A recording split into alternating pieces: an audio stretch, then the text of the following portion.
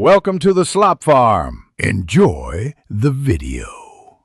In this video, I will show you how to change an alternator on a Honda Accord V6.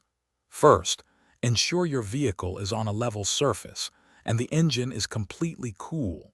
You'll need to disconnect the negative battery cable to prevent any electrical shorts. This is a crucial safety step before you begin working on any electrical components. Have your new alternator ready and all your tools organized.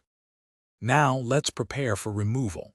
Identify the serpentine belt tensioner, which typically requires a specific tool to rotate it. Once the tension is released, you can carefully slide the serpentine belt off the alternator pulley. Take a moment to inspect the belt for any cracks or wear. It might be a good time to replace it if needed. With the belt off, it's time to disconnect the alternator.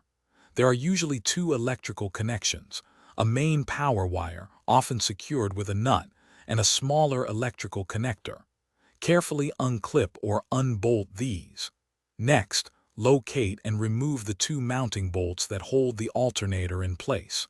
Once these are out, you can gently maneuver the old alternator free. Now, install your new alternator. Carefully slide it into position and hand-tighten the mounting bolts before fully securing them. Reconnect the main power wire and the smaller electrical connector, ensuring they are snug. Finally, route the serpentine belt back onto all pulleys, using the tensioner tool to create proper tension. Reconnect the battery and start your engine to confirm everything works. Thanks for watching. Consider subscribing if we helped you today.